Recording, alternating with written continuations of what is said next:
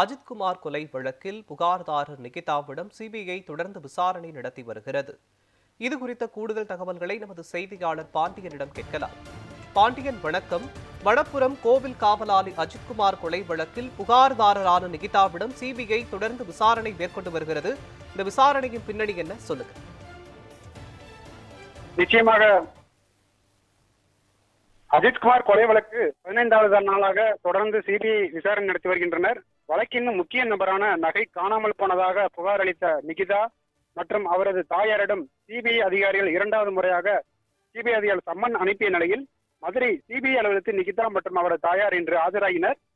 அஜித்குமார் கொலை வழக்கின் முக்கிய சாட்சியான மடப்புரம் கோவிலில் காரில் வைத்த நகை காணாமல் போனதாக புகார் அளித்த மதுரை திருமங்கலத்தைச் சேர்ந்த கல்லூரி பேராசிரியை நிகிதா மற்றும் அவரது தாயார் சிவகாமி ஆகிய இருவரிடமும் டிஎஸ்பி மோகித்குமார் தலைமையிலான சிபிஐ அதிகாரிகள் இன்று மதியம் 1 மணி முதல் 3 மணி நேரத்துக்கு மேலாக தீவிர விசாரணை நடத்தி வருகின்றனர்.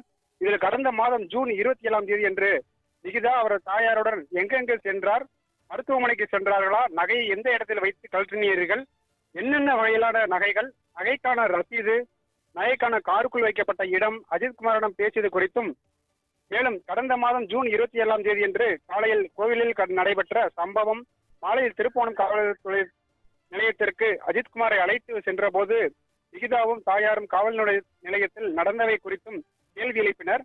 இதனைத் தொடர்ந்து இரவில் திருப்போணம் காவல் நிலையத்தில் வீடியோ எடுத்தது போன்ற பல்வேறு கேள்விகளை எழுப்பியதோடு நிகிதாவிற்கு வந்த செல்போன் அழைப்புகள் குறித்தும் அடுக்கடுக்கான கேள்விகளை தகவல் கூறப்படுகிறது.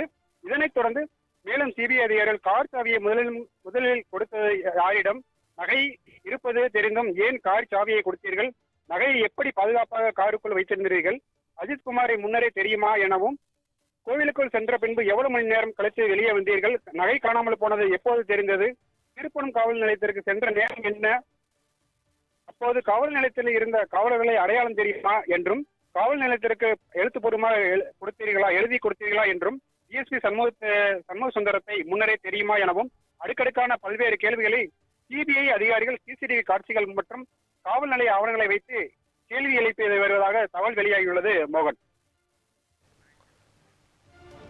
மணப்புரம் கோவில் காவலாளி அஜித்குமார் கொலை வழக்கில் புகார்தாரரான நிகிதாவிடம் சிபிஐ விசாரணை நடத்தி வருவது தொடர்பான விவரங்களை வழங்கியதற்கு நன்றி பாண்டியன்.